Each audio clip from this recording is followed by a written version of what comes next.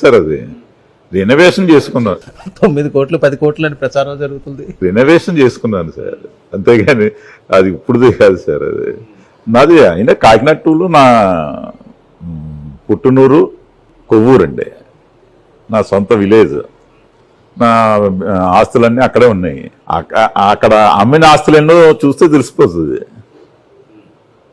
బయట ఎన్నో రకాలుగా మాట్లాడుకుంటున్నారు రాజకీయంగా, ఏదో బురద వేస్తానే ఉంటారు, ఆ బురదను మనం తుడుచుకోమంటారు. ఇక్కడ ఎన్నోసార్లు ఎంతో మంది ప్రెస్ మీట్లు పెట్టి ఎంత బురద వేయడాన్ని చూసేవారు.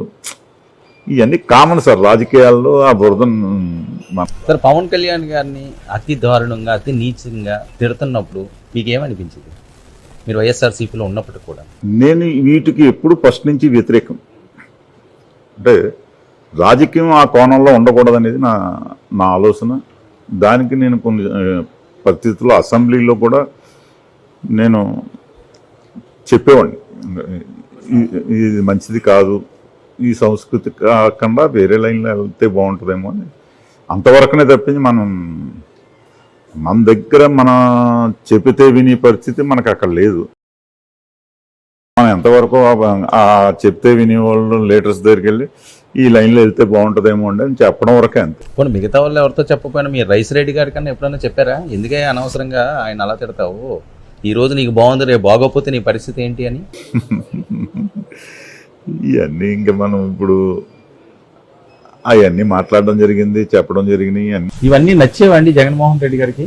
ఎవరికి చెప్పుంటారేమో కదైనా, ఎందుకే అలా మాట్లాడకండి చేయకండి అని? నచ్చేయలేదు, నాకెలా తెలుస్తుంది ఆయన జనరల్ గా మీరు మాట్లాడుతున్నప్పుడు ఇలా చెప్తేనే సార్కి ఇష్టం అయ్యా అందుకని మీరు మాట్లాడుతాం అనుకుంటారు కదా నార్మల్ గా. సార్ నేను ఉన్నది ఓపెన్గా చెప్పేస్తున్నా. ఓ పార్టీలోంచి బయటకు వచ్చిన తర్వాత ఆ పార్టీని తిట్టడం ఇలాంటి సంస్కృతి ఉన్న నాయకుడిని కాదు. అంటే అక్కడ ఉండే తప్పులన్నీ కూడా అక్కడ ఉండే నాయకులతో షేర్ చేసుకున్నమాట వాస్తవం. సార్ ఈ ద్వారంపూడి చంద్రశేఖర్ గారు వీళ్ళు వారు కూడా చాలా దారుణంగా మాట్లాడుతుండేవారు. ఎప్పుడైనా మీరు చెప్పారా ఎందుకు ఈ రకంగా మనం మాట్లాడడం, నలుగురిలోని చెడ్డ అవుతాం, రేపు పరిస్థితులు బాగోపోతే ఇబ్బంది పడతాము అనే సందర్భం వచ్చిందండి? ఇబ్బంది పడతాం అనేది చెప్పలేదు, కానీ ఈ సంస్కృతిలో వెళ్ళడం కరెక్ట్ కాదు. ఇబ్బంది పడతాం అనేది నేను చెప్పడానికి సరిపోను, కానీ మామూలుగా ఈ వాతావరణం మంచిది కాదని చెప్పడం జరిగింది. పవన్ కళ్యాణ్ గారి మీదే మీరు పోటీ చేస్తాను అనే కాన్ఫిడెన్స్ ఎలా వచ్చింది? గెలుస్తాను ఖచ్చితంగా, మనకు ఆ ఛాన్స్ ఉంది అని అనుకున్నారా మీరు? సార్ రాజకీయాల్లో నేను శాసనసభ్యుడిగా ఉన్నాను. నేను గడప గడపకి తిరిగినప్పుడు ప్రతి ఇంటికి వెళ్ళి ప్రతి ఒక్కరు చేయబట్టుకుని తిరిగాను. గెలుపు ఓటములు అనేది మనం చెప్పలేము సార్. నేను 2 సార్లు ఓడిపోయాను. గెలుపు ఓటములు అనేది మన చేతుల్లో లేదు. అది 2 సార్లు ఓడిపోయాను, 2 సార్లు శాసనసభ్యుడిని అయ్యాను. ఇప్పుడు నాకు టికెట్ ఇస్తే ఎవరైనా సరే నేను చెయ్యాలి. పార్టీ నేను శాసనసభ్యుడిగా ఉన్నాను కాబట్టి చెయ్యాలి. అది గెలిపోవటంలో మనం చెప్పలేం కదా సార్. ఇప్పుడు పార్లమెంట్ కానీ మీరు సిద్ధం అయ్యారా ఒకవేళ పవన్ కళ్యాణ్ గారితో పోటీ కన్నా? అప్పుడు కానీ సీట్ ఇస్తే గీత గారు కాదనుకుంటా, లేకపోతే ఆయన ఉంటే కొద్దిగా డ్రాప్ అయ్యేవారు, ఎందుకులే రిస్క్ అని? అది డ్రాప్ అవడం అంటే సార్ పార్టీలో ఉండి నేను మళ్ళీ నెక్స్ట్ పోటీ ఇంక పార్టీ చేయమంటే చెయ్యాలి కదా సార్. సిట్టింగ్ ఎమ్మెల్యే అయ్యి ఉండి అది సిట్టింగ్ ఎమ్మెల్యేగా నాకు తప్పదు సార్. అది గెలిపోవటంలో మనం ఇప్పుడు పార్లమెంట్ చేయమన్నారు, నేను నెగ్గను కాబట్టి నేను చేయను. ఇంకా కొన్ని ఎకరాలు అమ్ముకోవాలి, నన్ను వదిలేయండి. ఖర్చు పెట్టి నేను ఎవరికి వెళ్ళలేను. సరే ఇది నిజమా?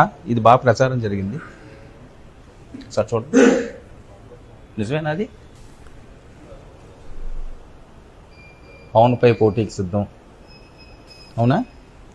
మామూలుగా సార్ కామన్గా రాజకీయాల్లో ఉన్నప్పుడు దేని మీదైనా సరే మనం ఒక పార్టీలో ఉండి పోటీ టికెట్ పార్టీ ఆదేశాల మేరకే మనం పోటీ చేయాలి సార్. గెలిపోవటంలో అనేది అది మన మనసు తెలుస్తుంది.